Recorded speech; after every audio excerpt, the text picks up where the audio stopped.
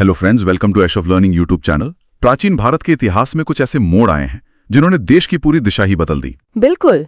आज हम एक ऐसे ही टर्निंग पॉइंट की कहानी में उतरेंगे जब एक विशाल साम्राज्य की राख पर दूसरे ने जन्म लिया।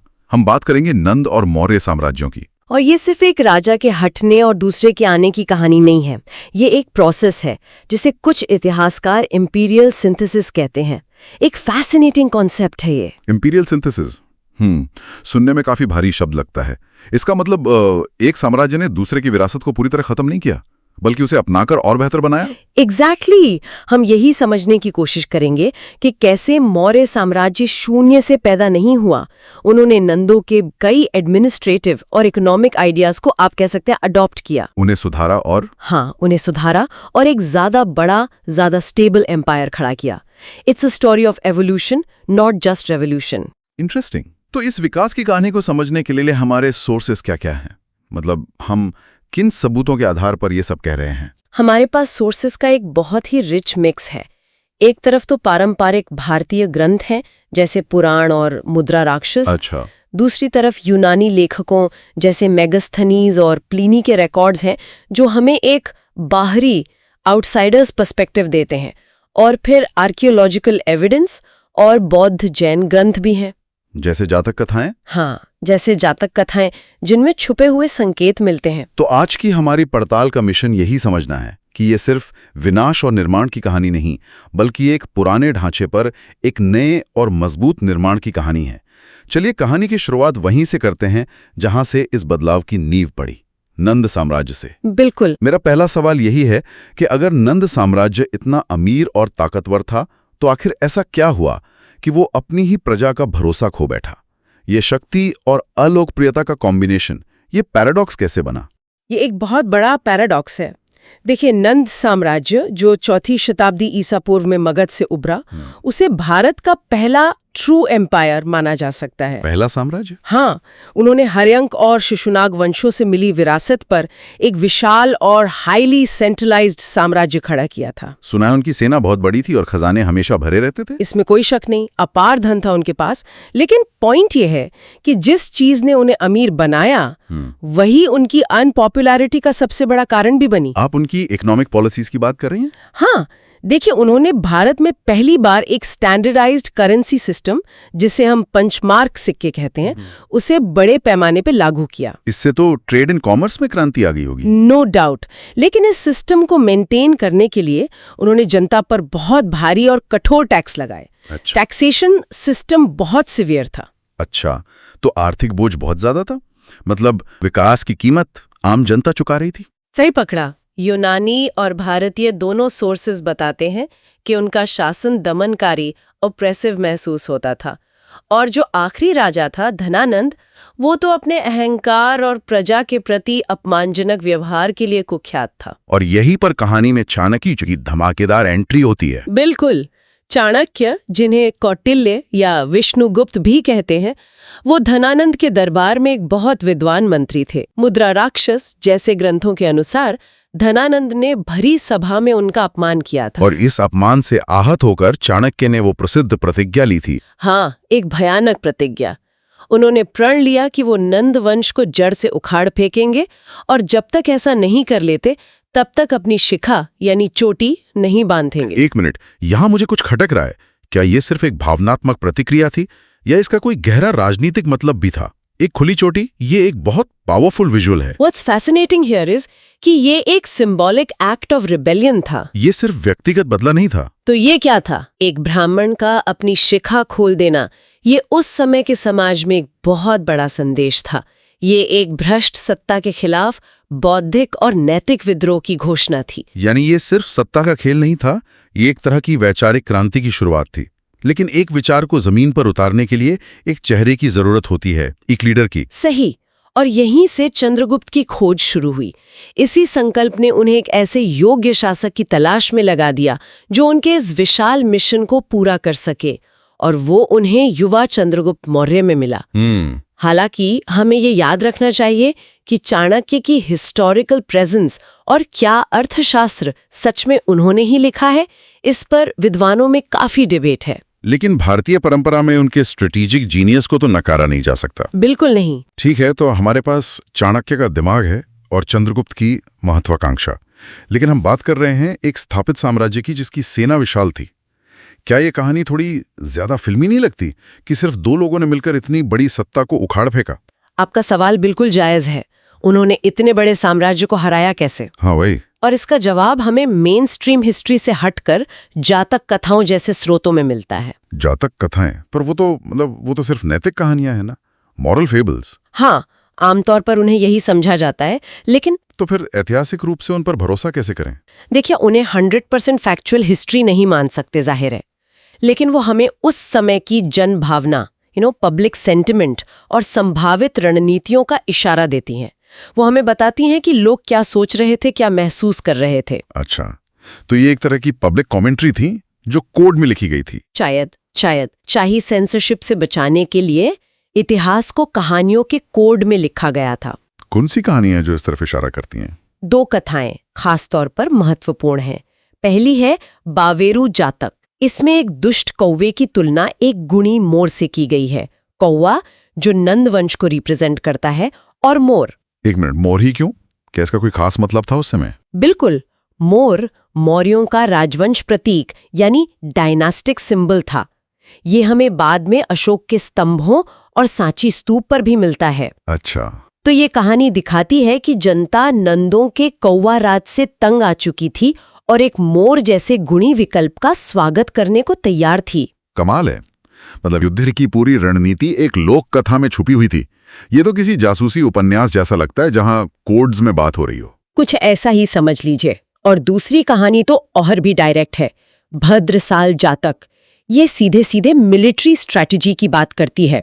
इसमें क्या है? इसमें एक पेड़ का देवता राजा को सलाह देता है कि एक विशाल पेड़ को सीधे जड़ से काटने की कोशिश मत करो, तो फिर बल्कि ऊपर से एक एक डाल, एक एक टहनी करके टुकड़े टुकड़े करके काटो। इसका मतलब चंद्रगुप्त ने गरिला वॉरफेयर जैसी रणनीति अपनाई। उन्होंने सीधे राजधानी पाटलिपुत्र पर हमला करने की गलती नहीं की। एग्जैक्टली।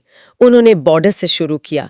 पहले सीमावर्ती इलाकों जैसे पंजाब और उत्तर पश्चिम पर कब्जा किया, नंद साम्राज्य को बाहर से कमजोर किया और फिर आखिर में केंद्र पर हमला बोला। इस आउटसाइड इन अप्रोच ने काम किया। हाँ, इसने उन्हें नंदों की विशाल सेना से सीधी टक्कर लेने से बचाया और अंततः 322 ईसा पूर्व में जीत दिलाई। तो चंद्रगुप्त ने सत्ता संभाली और उस साम्राज्य की नींव रखी जो उस समय दुनिया के सबसे बड़े साम्राज्यों में से एक बना। इसका पैमाना कितना बड़ा था? Can we even imagine? कल्पना करना भी मुश्किल है। ये साम्राज्य पूर्व में बंगाल से लेकर पश्चिम में अफगानिस्तान की हिंदू कुश पर्वत श्रृंखला तक फैला हुआ था, और उत्तर में हिमालय से लेकर दक्षिण में दक्कन के पठार तक। और सेना, यूनानी इतिहासकार प्लेनी और स्ट्रैबो उनकी सेना का जो आकार बताते हैं वो हैरान करने वाला है। 6 लाख पैदल सैनिक और 9,000 युद्ध हाथी। 9,000 युद्ध हाथी, इनक्रेडिबल। और उनकी सबसे बड़े जीतों में से एक सिकंदर महान के सेनापति सेल्यूकस निकेटर के खिलाफ थी।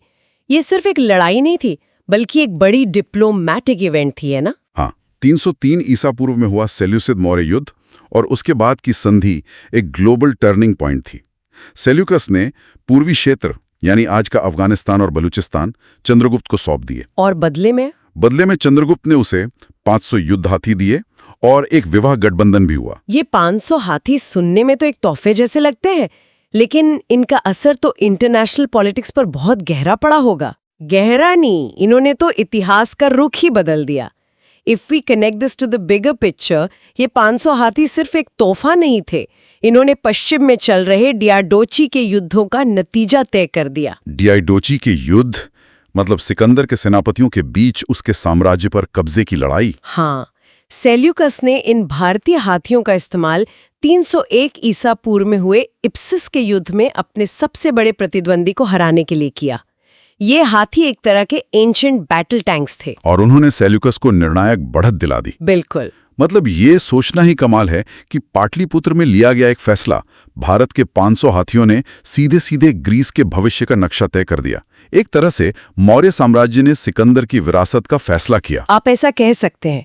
It had huge geopolitical implications. एक तरफ तो ये विशाल जीत थी, लेकिन जीत को संभालना लड़ने से भी ज्यादा मुश्किल होता है।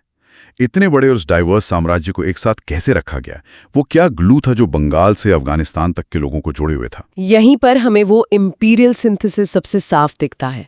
मौर्य प्रशासन हाईली ऑर्गेनाइज था और इसका आधार थी कौटिल्य की सप्तांग विचारधारा। सप्तांग विचारधारा यानी राज्य के 7 अंग। क्या ये वाकई शरीर के अंगों की तरह काम करते थे? हाँ बिल्कुल। इस आइडियोलॉजी के अनुसार राज्य के 7 अंग होते हैं: स्वामी यानी राजा, अमात्य यानी मंत्री, जनपद, दुर्ग, कोष, दंड यानी सेना और मित्र यानी सहयोगी। और मौर्यों ने यह सुनिश्चित किया कि ये सब तालमेल में काम करें? हाँ, जैसे एक शरीर काम करता है। इसका कोई ठोस सबूत है हमारे पास जो दिखाए कि उनका कंट्रोल इतना गहरा था? सबसे अच्छा सबूत रुद्रदावन के जूनागढ़ शिलालेख से मिलता है। उसमें लिखा है कि चंद्रगुप्त के गवर्नर पुष्यगुप्त ने सौराष्ट्र जैसे दूर दराज के इलाके में सुदर्शन झील बनवाई थी। ये दिखाता है कि केंद्र का कंट्रोल कितना मजबूत था। इतना मजबूत कंट्रोल तो कमाल है, लेकिन इसे बनाए रखने के लिए पैसा भी चाहिए होता है। अर्थव्यवस्था का क्या? यहीं पर वो सिंथेसिस काम आया। मौर्यों ने नन्नों का सेंट्रलाइज्ड आइडिया तो लिया, लेकिन उसे एक व्यवस्थित प्रशासनिक ढांचे का सहारा दिया। टैक्स कलेक्शन को सिस्टमैटिक बनाया। कृषि मुख्य आधार थी, लेकिन व्यापार उनकी इकोनॉमिक पावर का केंद्र था। और इस व्यापार को संभव बनाते थे 2 महान रास्ते, उत्तर पथ और दक्षिण पथ। ये सिर्फ रास्ते नहीं थे, ये साम्राज्य की धमनियां थीं, आर्टरीज थीं। उत्तर पथ बंगाल के ताम्रलिप्ति बंदरगाह से शुरू होकर सेंट्रल एशिया से जुड़ता था। और दक्षिण पथ? दक्षिण पथ उत्तर को दक्षिण से जोड़ता था। इन मार्गों पर राज्य सुरक्षा देता था, जिससे माल और विचारों का सेफ आदान प्रदान होता था। इन पर नियंत्रण का मतलब था साम्राज्य की आर्थिक और सामरिक दोनों सुरक्षा पर पूरा कंट्रोल। जब प्रशासन और अर्थव्यवस्था इतने व्यवस्थित हों, तो इसका असर आम लोगों के जीवन पर भी पड़ता होगा। उस समय का समाज कैसा दिखता था? यहाँ यूनानी राजदूत मेगास्थनीज की किताब इंडिका हमें एक अनोखी तस्वीर देती है। उन्होंने पारंपरिक 4 वर्णों के बजाय समाज को 7 प्रोफेशनल क्लासेस में बांटा था। जैसे?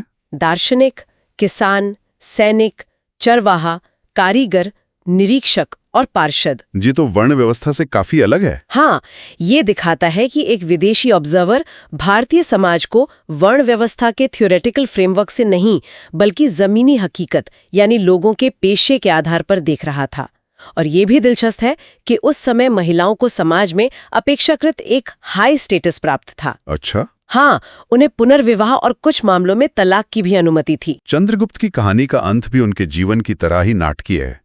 एक व्यक्ति जो अपनी महत्वाकांक्षा से दुनिया का सबसे बड़ा साम्राज्य बनाता है, वो अंत में सब कुछ छोड़कर एक तपस्वी बन जाता है। बहुत ज्यादा। ये सत्ता और वैराग्य के बीच के भारतीय दर्शन को दिखाता है। अपने जीवन के अंत में चंद्रगुप्त ने जैन भिक्षु भद्रबाहु के प्रभाव में जैन धर्म अपना लिया और सिंहासन अपने बेटे बिंदुसार के लिए त्याग दिया। हाँ, और कर्नाटक के श्रवणबेलगोला चले गए। वहीं उन्होंने संथारा की जैन प्रथा का पालन करते हुए उपवास द्वारा प्राण त्यागे। एक सम्राट का असाधारण अंत।